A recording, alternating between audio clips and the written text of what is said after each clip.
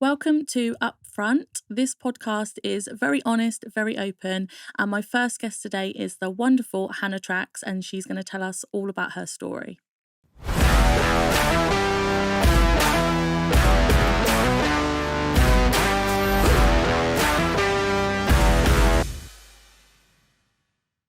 Going straight in with the My Protein drops. Yeah. Bit of product placement there. Are you okay then? Yeah. Good. We were just saying this is really weird because we're usually out walking around We the never streets. sit and talk because we No. can never sit still No. because we're always doing stuff. And funny you should say that because we will cover how to keep weight loss off for a long period of time. And I think that is one of the biggest things. It's Just never sitting still. You're- I mean, we don't want to put out there that you can't chill because you can. yeah. But I find it really hard. Like it was only like yesterday. Jack was like, "Can you please sit down on the sofa and just stop?" And I'm like, "Yeah, but if I do that, then my brain, like, all the stuff I can do, I could be doing washing, I could be cleaning, I could put the Hoover around." I'm excited for Lewis to hear this because he thinks that I'm probably the only one because he actually says to me, "You create work for yourself." Yeah. So I don't do this on purpose, but I'm always busy doing stuff. I'm here, there, and everywhere, even just in the flat, and I'll sit down to either eat a meal or just for 5 minutes, and then the fridge will go ding, ding, and he goes, "You've done that on purpose, so you have to get back up." I'm like, I actually didn't, but I'll get back up, and now I'm up. Do you like creating work for yourself to keep yourself busy? Yeah. Me too. Because once I settle, and then like, I could be doing this. Do you know what I think it comes down to? Not feeling productive, and we cannot stand the feeling of I could be doing something. The funny thing is if I get everything done before like 3 o'clock, and then I think, oh, I can chill now. Mhm. It's in my head I tell myself I can chill, but that chill never comes. And you know what a chill for us would be? Like a productive evening of pampering, or A chill for us would be a walk. Yeah. Or like, I've done everything. What else extra could I do? Yeah. It's almost like bonus. Bonus clean. Yeah. Yeah. But to me, like on Sunday, when I made the roast dinner on Sunday, that was like my dream day. I got up in the morning, went for a massive long walk, came home, went and did the food shop, came back, made the whole roast, cleaned the whole house. And then right at the very end of the day, I sat down 5 minutes, candles all lit, and I'm like, this is great. That's your downtime. But I feel like that's because I had the whole day of on the go, and that little bit of respite. Yeah. But then I've got to think about what I'm doing next, and it's continuous. Yeah. I don't know if that's a female thing or a previously fat person. No, seriously. I don't know if that's a product of where you have to do so much to lose weight. Yeah. You get sort of trapped in the mindset of in the mindset that you can never sit still. Yeah. And because there's consequences. Yeah. That toxic mindset. Yeah, it's toxic. But we're going to talk about that. So, right. Should we quickly say about how we know each other? Yeah. So I met your dad before I met you. Yeah. I had just started training at a little local gym. Yeah. And there was a really great man in there who was your dad. Mm-hmm. And I can't even remember how we got talking. I think I said, maybe I must have asked him something, or because he was really approachable and friendly. And then he was telling me. That's so funny to hear because he spent so long trying to walk around like looking no one really. Talked to me. No one talked to me. Rest in bitch face. Yeah. But I mean, probably, I think males put on that facade to other males. To other males. Yeah. It's probably a male thing, not a female thing. Yeah. Yeah. And then for some reason I got talking to him. I can't remember why. And then he told me all about you and your relationship with each other. And he was like telling me about when you go shopping together and he carries all your bags and like just made you out to be like this incredible person. And I was like, I don't know who this girl is, but I can't wait to meet her. Only speaking the truth. Yeah. And then we met in the gym. I don't know if he introduced us or I can't. Oh, he'd then gone away and said, I met a girl in the gym so your he came age. home. We lived together. No, we didn't live together. But I was there. I was with him all the time. Yeah. And he said, oh, I met a girl today. And he messaged me, texted me, going, I met a girl today that told me all about you. And I was like, oh, okay. I'll just say it's not unusual in a gym environment for a young female to talk to an older man, especially a bodybuilder, because I find the older male bodybuilders are so approachable and so friendly because they're just filled with knowledge and they just want to help. So that's not in any way bizarre that I would have spoken to him and then obviously he's come away and told you. And that's a really normal situation. Also, in the my gym. dad was Mr. Sociable, would talk to absolutely anyone. So if he felt that you guys could have a chat, he'd be on it. Yeah. Because he just loved to chat and share the wisdom. Like and you. Like me. You're very much, you will talk to anyone and anyone, everyone and anyone. So yeah, and then I think next time you were in the gym, I think it was a bit like, maybe oh, we were both at the, you know, like the black cubbyhole things where you just slot your bags in. I'm pretty sure either we were there at the same time or you were in my space when I came in and we just kind of like gravitated towards each other and that was it. Your social media like presence at that time, so what year was that? 2019? No, it was I think it was 2018. Yeah, that's right, because I just got started like just walking around the gym, didn't know what I was doing. Probably why I spoke to your dad, like, excuse me, like, how do I train? What's this? Just wondering. So yeah, what was your social media like? What was your following then? Were you quite big then? Were you at your peak? I wasn't at my peak. What Hannah was your peak? What do you mean?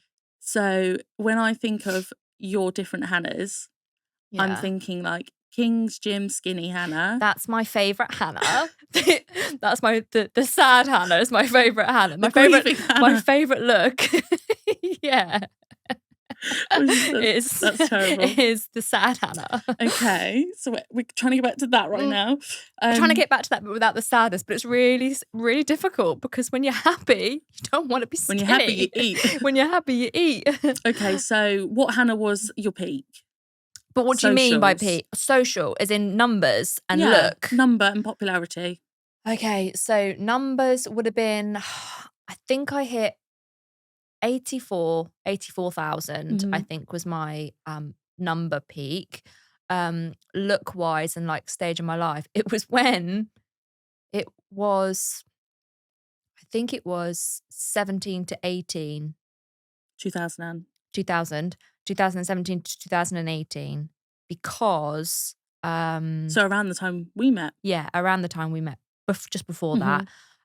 Because I didn't know you had Instagram like you did, or the following that you had. I didn't when I met you in the gym. Really? Yeah, well, so I met your dad, and then I met you. He told me all about you, but he failed. Obviously, he didn't tell me that. Register. By the way, she's great on Instagram. Yeah.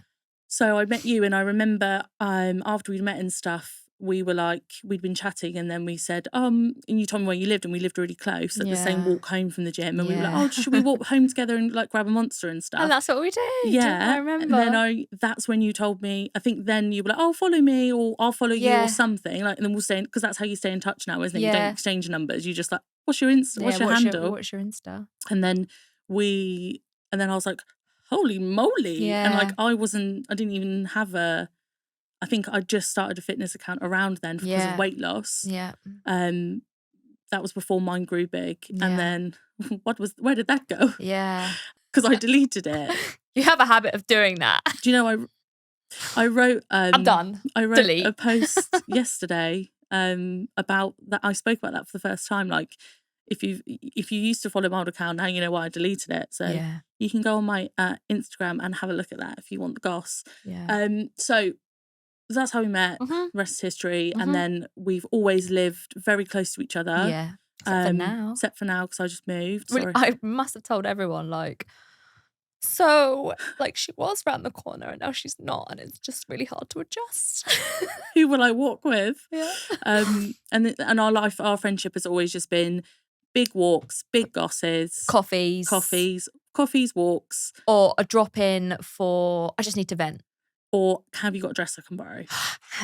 Just let yourself in. Yeah. Just let yourself in and go from a wardrobe. I was notorious at my old place. I don't do it now, I've learned. Thank God. But I used to leave my front door open all the time. And I'd be like, Han, just go in, like, help just yourself go to in. whatever. And I used to so think, trusting. Imagine if I walk upstairs and there's someone, like a robbery being carried out. Just call Lewis. Yeah. It'll be resolved. Yeah. So let's go right back to the start then. Yeah. How heavy were you at your heaviest? At my heaviest, 15 stone 10. Same. No, it was more than that. I wish. I don't know what that is in kilo, but it's over 100 kilo, just over 100 kilo. Just over 100 So what's your kilo. total loss from biggest to smallest? From biggest to smallest, I went from 15 stone 10 to smallest 8 stone. 8 is small, man. 8 stone. I want to say 8 stone 10, 8 stone 11. With hardly any muscle, like purely just a skinny little person. Well, you tell me. Well, which Hannah was that? The skinniest. Oh, you had some the muscle. lightest. I did have some muscle. You looked great. I know. I'm going to do a disclaimer before we go any further. We're going to talk about eating disorders. If you're sensitive to that or Find it that's going to triggering. trigger you, please stop watching. But if you want to talk to us about it, we're quite open. I'm just going to be really real and really honest. Yeah. So, yeah, right back to the start then. Yeah. When did you notice you were a fanny? By the way, that's just how we talk to each other. I don't mean it. Go on then. So I was in school, secondary school. I always had friends at school. I mean, I don't want to Yeah, we get it, Hannah. You were popular. I was a popular girl. Yeah. I was in the popular crowd. You know, if you think of the popular girls in the year, that was me and my friends. You had a Jane Norman bag. Yeah. Mm-hmm. I had a Nike drawstring bag. Unreal. I had kickers shoes. Unbelievable. And yeah, I was living your best life. I was living my best life. I think it was about year, I don't know, maybe year 10. So 14, 15.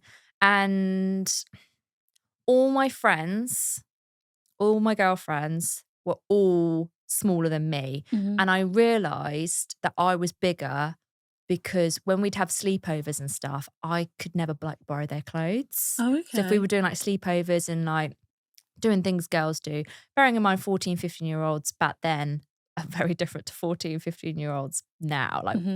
Our idea of a fun weekend would be to have a sleepover and make food and tell stories and stuff like that. We didn't have social media, we didn't have phones. So innocent. It was really innocent. Talking of Jane Norman, I remember my friend had a Jane Norman top, and I can vividly see it. It was low cut, had drawstrings at the side. It was cream with palm trees on it. And this one top she would lend between to the group. Everyone. Yeah, it would do the rounds. One top. And I'd be like, please, can I have my go on the top? I never fit in the top. Yeah. So I realised that, I couldn't swap clothes with friends. And I'd had little comments every now and then, not from girlfriends, but if I remember this one time I used to get a bus to school, not a public bus, a school bus. And I'd always... Is this the boy? This is... Which boy? The boy who said about your nose? Oh, no, he didn't say about my nose. No, not him. So it would be the thing would be that all year 11s, depending on what year you were in, would depend on where you could sit on the bus, unless you were really disadvantaged and you'd just sit kind of at the front. By disadvantaged, I mean you're not in the cool group. So I remember that someone that sat at the front who was in our year, so realistically he should have been or could have been up with us, but he just wasn't accepted to the back. And I remember he made a comment. He said fat, and I just remember all the heat rose up inside of me. I felt so upset, I felt like I wanted to cry. The pain behind your nose. The pain. And I remember one of the older boys punched him square in the face and said, "Don't speak to her like that." And I was like, but it stuck with me. That word stuck with me. And I remember I went home. My parents had separated at this point. I stayed with my dad, and my brother went with my mum. And my dad was just getting into he'd always been very sporty. He'd always run, play football, play cricket. But he was getting into the gym. We had a bench in the garage. He wasn't bodybuilding. He was just finding his feet in a gym. And I remember he said to me, I can help you. We can do stuff about this. Everything's going to be okay. And everyone will have their own opinions about this, but he found a diet for me, and he. My eyes are filling up because I'm going through it with my daughter. Yeah. Mm. He put me on a diet, and again, like you have to remember that back then wasn't the stuff that it is now. Mhm. Like it was Do just you know like that's really controversial as well for a it is. man to do that too? Because from my perspective as a mum, obviously I've got a 9-year-old and I'm not going to talk too much about it because that's her life and her private, but she's concerned with how she's looking. So I'm really delicately trying to navigate my way through that with her She's getting to in the that age now. healthiest way possible whilst her body changes, and that's a whole different topic for another day. But for a man that's interesting that wasn't your mum's job and that wasn't your mum's role. Did you ever go to her about your weight? No. Interesting. No, never went. I didn't go to her about anything. No. At that Yeah. point. That was your relationship or lack of, yeah. Yeah. And I think So you chose to live with your dad? Yeah. I chose to stay with him. And I think he just saw his daughter sad, crying, and wanted to stop it. And how are we going to stop it? A man is a fixer. He was a fixer. He was productive. How do I? He was proactive. He was like, she's sad about this. I can help her with this. So. Do you know what? That is so you as a person as well, like just from a friendship perspective. The amount of times I've come to you in the last however many years and been like, Han, this happened, this with this boy, this with my ex-husband, this with this, whatever it was, you are like, right, Bex, this how we fix it. Like this is what you could do. Yeah. And you're always a solution finder. You obviously get that from your dad. Yeah. Yeah. Yeah. And so put me on a diet. And what was that diet? It was the Atkins. So Old school. I would wake up to the smell of bacon and sausages, and I was like, "This diet is great. Where's the toast? No, you can't have any toast. What? Yeah. But you can have 5 more sausages. But you can have 5 more sausages. Okay, load me up. Anyway, did it work? I don't even remember at that age weighing myself. So I don't know if it. I don't even know if I did. I don't even know if my dad made me or encouraged me to do that. I can't even remember there being scales in the house. So I can't remember that. I think it was more of a go by how you're feeling. Which is really sensible, I think, in my opinion. So as I wasn't a parent. caught up on numbers when I was, under 16. Anyway, I finished school and I remember it was prom, and I know why it stopped. It stopped because I met my first boyfriend. The dieting and the whole all of that. It stopped because I met my first boyfriend, who I went on to be with for 6-7 years. It was a long-term one, and he was a chef, and all of that happened. But I remember it got to prom, and all the girls were choosing their dresses, and yes, the traumatic event of choosing I didn't want to prom go. dress. I didn't want to go through the trauma of going into a shop and not being able to find a nice dress. I remember mine was a size 12, and I thought, I would have been way over that. But back then, all those girls were getting size 8s, weren't they, around us? And I think I was lucky to get it. Was a size 12 from Debenhams. It was baby blue, and it was short. Yeah. I had a short prom dress because Rogue. Yeah, woo. And it was like tight here, and then it flowed out, so it hid all the lumps of bumps. Yeah. And these little sparkly silver court shoes. I felt great, to be fair, but I remember putting on a size 12 and being I remember the feeling of that's big. Yeah, that's yeah, big. Yeah. Already that early on, you have those. Yeah. I mean, I went on my first diet when I was for my 16th birthday. Happy birthday. We went to Frankie and Benny's. Some people get driving lessons. We go put on the Atkins. I remember I dieted for, all right, this sounds really ridiculous. I dieted for a week. Well done. That's hard, man. To get into this top with roses on. Yeah. Because we were going to Frankie and Benny's for my birthday. Yeah. So I dieted all week, and I found it really, really hard, and my mum was really trying to help me. Yeah. Then I came on my period. Yeah. On the morning of my birthday, Mum was like, "Oh, babe, that's why you couldn't stick to it this week." Your mum's an enabler. We won't get started on my mum and her eating disorder history. Yeah. I should actually get her on the podcast because, yeah, She'd be great. that'd be wild. And I didn't go to prom. You didn't go? No, I didn't. Because of how you looked Yeah. and how you felt? Yeah, Wow. I And he didn't was go. like, it's fine to sit at home, I'll cook you something. He was like, don't worry, I'll cook you whatever you want. Yeah. No, I just didn't go. I didn't want to go through the trauma of finding a dress. I didn't want to look big in the photos next to my friends. And I just made up some excuse as to why I wasn't going. And that was it. Do you regret not going? I think about it quite a lot. Do you? And when I say quite a lot, I don't mean daily or weekly, but it does come into my head of the things that I've missed out on because of your weight. My weight. Or how you felt about your Or how weight. I felt about how I looked. It's wild because now the things if you I've could put go off. back, you would be like, your body's great at that age. Like, please stop worrying. You've got no wrinkles. I mean, I should have bought photos. Yeah. But yeah, it spiraled from them. And really. then and then I just ballooned. Okay, so is that when you got to your biggest, when you were with him? Yeah. Mm-hmm. So the notorious photo in the pink nightie. The pink nightie photo. Insert clip here. Yeah. Is that from that time? Yeah. Okay, cool. So you're at your biggest, you're with your boyfriend, you're comfort eating, you're happy relationship, you're living your best fat life. And you know what? We speak about this quite a lot. Like, we had good times being big. I have had, but when you say good times, we mean good food times. Great food times. Yeah. Bad body image times. Bad body image. Bad. But when you're so far that way and sort of a great story. Okay, hold it.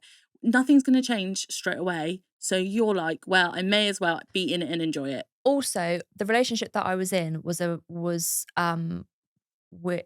with someone that I used to fancy when I was at school, and he was years and years above me. He was like 4 or 5 years above me.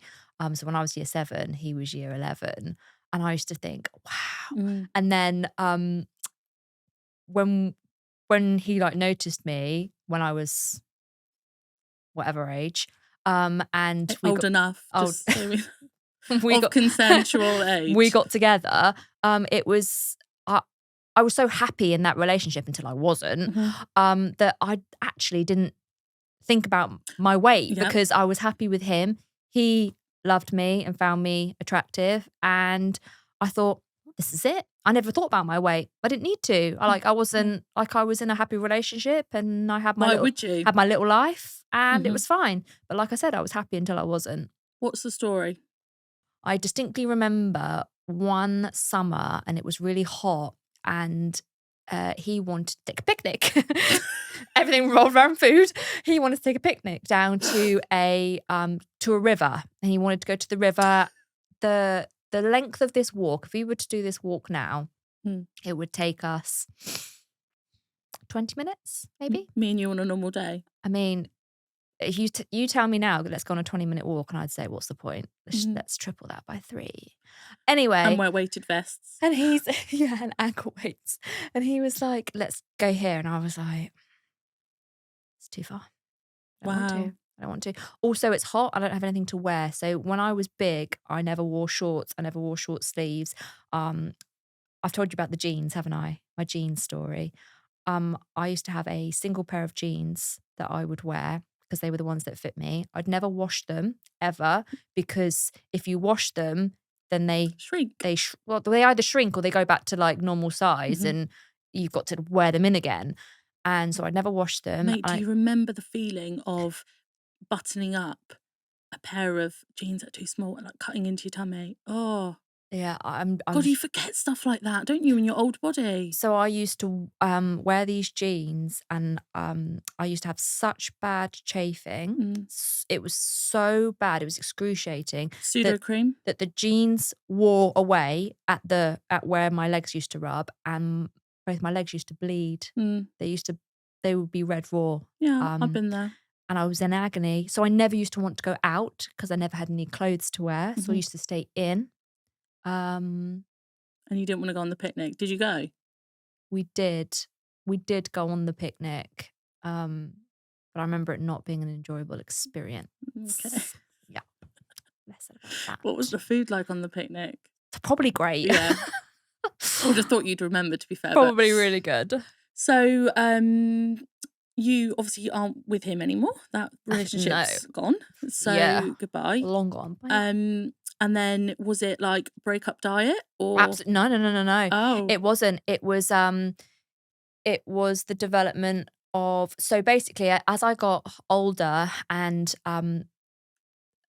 old enough, like adult, old enough to go out and party and go to clubs and drink and meet people, that's where it Earning your came. own money, Earning my own money, controlling, being able to drive, yeah, and on your own time, on your own yeah. everything. So it was just growing older into an adult, um, and it just used to become, it just became a habit that we as in me and my friends, best friends, we used to go out into town every weekend, Think of and how many times our paths crossed and we didn't know, so funny. because it's the same with same age. We would have been Yeah, in those same clubs. same clubs, and just the whole drinking and, going out and meeting people thing became a thing, Mhm. and the person that I was with, we didn't go out together. We did sometimes, but that fizzled out because I just discovered how great it was to be on my own and Mhm. go out. And yeah, I then realized that I want to wear that. I want to wear that. I want to wear that. I want to wear that. I'm gonna need to go on a diet. And then that diet didn't really work out, and I developed bulimia. So that's how yours came about. Yeah. So do you find, for me, and I think a very common pattern that develops bulimia is when you try to control your food, Mm. and then you lose control of that, and then Mhm. you try to control it back. Mhm. So that's what it was like for me. Like when I first started to really control and Yeah. restrict, if I then went out the perimeters of that and had an extra, whatever it was, a rice Yeah. cake, That would a slice of something, whatever, I'd be like, "Oh my God, the worst has what have I happened. done?" And it feels like your world is crashing around you and you've How lost all control and you'll never get it back. Yeah. And what can you do to control that? Well, I can bring it back. Yeah. And it's just not, it just doesn't, it doesn't work like that. Mhm. And you, without realizing, are in the early days of creating a really dangerous cycle. Mm. So what age was that? Early 20s. Okay. Um, and your weight whilst you were going through that, was it up, down, up, down? Up, down, up, down. Um, the thing is, I was doing it. I was making myself sick after every meal, and I wasn't, binging on, fatty foods, Mhm. because 'cause we've had so many conversations Mhm. about kind of What binges were for us. what binges were for both of us, and a binge for me would be having dinner and maybe eating all of it, or maybe eating a bit more than like having maybe a second Were you still helping. living at home with your dad? Yeah, no, I was living with mum. Oh, right, Yeah, living with your I'd mum. I'd Okay. moved in with my mum. And that would be what a binge would be for me. So I wouldn't, eat loads of, like, chocolate crisps, sweets, nothing like that. It would be normal food, Mm. meals, and, yeah, and I went through that for, I can't remember how long. I didn't tell anyone, and then I went and saw a GP on my own, and it was only once I went and saw a GP that I told my What made you mum. go to see the GP? Um, I was feeling really unwell, like really unwell. I'd lost a lot of weight Mm. in a short space of time, and I remember I went to the GP and she told me about, a clinic, a CBT clinic, Mhm. cognitive behavioral therapy, and that she'd put me on the waiting list for that, but the waiting list is long. Come back in 10 And years. she said, "I'll see you again in 2 weeks." And I said, "I'm gonna make sure that I'm bumped up that list." And I Mm. made sure that by the time she next saw me, that I was bad enough. Wow, so you tried to Yeah, fit the criteria yeah. better of looking like you had an eating disorder, I almost to be noticed enough to get help? Yeah, I took it Wow. personally that I was interpreting what she was saying as, "You're not bad enough." So interesting you say that, because when I tried to get help, we were in lockdown, so I didn't have the GP, I didn't have the Yeah, option, I only had my phone. yeah. So I tried to get some sort of, like, someone help me. I'm Googling frantically at this point, like, help me. Mm. And I got some sort of eating disorder helpline. I can't remember exactly. They referred me to someone else. Something happened over the course of a few weeks. And when I finally got to the point where I was going to speak to someone who could maybe refer me for therapy with eating disorder specialists and things like that through, I think it was through the NHS, Mm. they made me fill out this like questionnaire online on my phone, and I had to describe my binges. And because basically they were saying you don't have binge eating disorder, Yeah. and I'm like, that's fine, but I'm making myself sick and I don't want to do it Something's wrong, anymore. help me. I don't know how you're going to categorize Mm. it, but I know that something's not right. Mm. Um, and at this point, mate, I was doing it after everything I ate. Yeah, I know. It was bad. We were in lockdown. I wasn't seeing anyone. My partner at the time he worked through the whole lockdown. So So he wasn't. I was isolated, Yeah. completely alone. And every time I ate, I was like, you shouldn't have done that. Yeah. Ridiculous. Mm. Anyway, I won't go, this is about you today, but I'm just saying that's the point, because they were saying that because I wasn't sitting and eating a whole loaf of bread and a tub of ice cream, I didn't fit the criteria.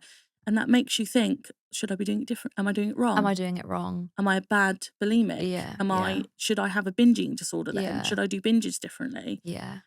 So I completely resonate with what you're saying there, that you didn't feel like you fit I felt like she was saying to me, the "You're not bad criteria. enough," and I was like, "I'm going to show you I'm bad enough." And that's when the whole element, and I'm not qualified enough apart from just having lived experience. That's where the whole control element comes in when it comes to having an eating disorder. Mhm. You'll find that a lot of people that do develop eating disorders just have the need for control, and if they feel like they've lost control over their life, they feel that the only thing that they can control is what they put in Mhm. or don't put in their mouth. So that brings us to therapy. Yeah. So how long did you do that for? I did that for 18 months. Effective? Every single week, I would one-on-one. You'd go somewhere. I'd go into an eating disorder clinic. I got that help quick. That That's was amazing. Was it quick. NHS? Yeah. That's amazing. I went to a clinic in Southampton where I drove every single Thursday. Did your Um, family know you were going there? yeah, Yeah. yeah. Um, Went there every single Thursday, had a one-to-one therapist The same and person throughout the whole 18 same months? person throughout. And I still have all of my, work that I did with Do her now. I have it you? in a folder, which Oh, I haven't looked at for a really long time, yeah. but I do have it all in a folder. And we unpicked life. Mm. Um, and I did find it helpful because there's a lot of things that sometimes come into play in my life every day where I think, "I could do that," or "Should I do that?" And I think back to I just understand my brain a lot more. I Yeah. understand That's what therapy is, my isn't it? decision making a lot more, and if I do this, then this will happen, and this like the consequence thing in my head. So I think it helped me think through a lot. Do you think it helped you think more rationally? Mm, I mean, aren't we the I'm most rational quite people? irrational as a person, but yeah, she used to set me homework tasks like so my thing was that I think I get this definitely from my dad, but it's over exaggerated just because of, just is over exaggerated. I look at myself. If there's a reflective surface, Mhm. I'm checking my body. And that's not because I'm checking myself out because I think I look great. I'm checking to see if I look fat. Do you know what's really interesting? I'm the opposite. I will still avoid at all No. costs. A car window, a shop window, a mirror, anything reflective, I will Mm. body check. And And that's still a habit now. yeah, massively. I don't really That's notice that never about gone. you. Yeah. Sometimes, Maybe it's because I'm always beside sometimes you. I'm so conscious of doing it. I'm wondering if the person I'm with is thinking, "God, she's vain. She keeps checking herself Wow. out." I'm that conscious of it, Mm. and then I almost want to say to them, "I'm not checking myself out because I think I'm great. I'm checking myself out because I think I'm not great." Yeah. I'm It's an always looking. insecurity thing. It's a massive Mm. insecurity. And also I'd never go and buy anything to eat from a shop because I'd never trust that what they say is in it is actually in it. I'm thinking, are they actually measuring the ingredients? How can they say that is that many calories? I bet that Control. the control thing. So I'd never buy anything pre-packed or pre-made. Mm. And she set me tasks like go and buy a meal deal. And I used to Mm. think, I don't think I could do that. I Mm. mean, I would struggle to do that now, to be fair, but Me too. it's just one of them Never things. leaves you. Never leaves you. So, we've therapy, and then why did you just decide to end that? Or was there like a time, was she like, you're fixed, you're good to go? We were weekly for a really long time, and then we reduced to 4. We just slowly reduced, and then Okay. it got to the point where she was like, "How do you feel? We can." It was all my decision for stopping. It was never, "I think you're done. I Forced. think you're done Mm. now." Um, What was your relationship with exercise like around this time? Or Nothing around, really. that wasn't part, it was all very food Yeah, focused. all So food the focused. exercise came later. The exercise came as a part of my healing. So what age are we? Me too. What age are we around when you're finishing therapy and then you're entering exercise world? I think it was 2015. When did you decide to make the Instagram account? I made the Instagram account because Instagram was like the new cool app. 2012 was my first post. Oh, okay. Um, Is your current page still intact to go yep, back that far? yep. You can go all the Wow. way. I have deleted posts. There are certain. I've archived some things. I'm not even archived. I've deleted some things that Mm, But I just used to take pictures of food. I remember I took a picture of a shoe once. brilliant. Just I miss those good old days of Instagram, so do like I. a photo of a sunflower that you saw on your With walk. sepia filter, Yes, like you're using the filters that are on the gram, the original the original ones. What ones. was the Instagram logo back in it was a It was rainbow, wasn't it? no, it was a brown camera with a rainbow That's why I've got rainbow from. badge or something at the Yeah, top, I in the top remember. corner. Yeah, Yeah, good times. yeah. So I had Instagram then, but it was just for personal stuff. I didn't even know you could like vlog about your food or whatever it was. So you couldn't. I don't think you could do. I Oh, had you could another do videos account. and you could do videos and stuff. But yeah, I just used to put up really anything. But mostly my outfit. What I do now, my outfits and my food, my outfits Mm. and my meals. And then I was also on Twitter. I had about I've never had a Twitter I account. had about 7,000, 8,000. Some people still message me now and talk to me now and still follow me now that used to follow me from Twitter. Wow. So we're talking like 11, 12, 13 years. I've got people on my phone that have seen all of that. What do you think? You might not like this because you have to say something nice about yourself, maybe, but what do you think makes you such a magnetic person? Because there are people that have followed you for since 2012 Yeah. shoe pick and they're not going anywhere and they love Hannah Tracks. Like, what do you think keeps her coming back or like just love you so much? I think it's probably because I re- regardless of what anyone might think, I really am just very honest and I am just myself. Mm, Very genuine. I never try and be something I'm not. no. I know what I'm not. I Hmm. know what I can. I know what I'm not. I know what I will never be. And you know what you bring to the table. But I also know who I am. I Mm, know what I bring to the table, and I know I'm a good person, and I know that I give good energy, and I'm positive. yeah. I'm positive. Yeah, or at least you try to be, and I And I think, try to yeah, be. that's Yeah, important. yeah. Okay, so you've got Instagram, you've gone through all of this, you've battled your eating disorder, have you got a boyfriend at this time? Which time? So Yeah, we yeah. okay, we're not gonna who I I know mean, about. mm, when I first started Instagram, I was with someone because I wasn't working. I was uni. I wasn't going to uni. I had like when I say I wasn't working, I had like a little part-time job. Um, that was a that was a really silly relationship where it was about 9 months where we just travel the UK because of his job, and I'd Oh, just be like okay. living this life where I'd just go shopping every day. Oh, And it was lovely. really great. Sorry to go back to the bulimia, did your dad, know how bad it was? Yeah. It And what was his, input or outlook, or um were you really honest with him about it? Not really. I've never been really honest with anyone about it, Apart from me. apart from you. Yeah. I've You're never the only person I've ever truly opened up to I about feel it, like you can't be really honest with someone about it who hasn't been through who it. hasn't been through it because it can get really dark and it Mm. can get really bad. And even just saying the words aloud of some of the things that maybe you did or the thought processes that you had sound so wild that's embarrassing. Tell us one. Hmm. You You know the one. tell everyone then. Um, so when I lived with my mum and I used to be sick after every single meal, what I used to do, it's wild now thinking back to the habits, thinking how did someone not pick up on that? How did Mm. someone not If know you don't want something to be seen, it won't be it seen. won't be seen? I even had the hospital story I can share as well. That was wild. I used to be sick after every single meal, so I used to basically starve myself throughout the day, and my first So you'd sit and eat your tea with the family, yeah, everything's I'd have fine. evening You were meal with having your sausage and mash and yeah, you're I fine. used to eat whatever meal mum had cooked, I would eat.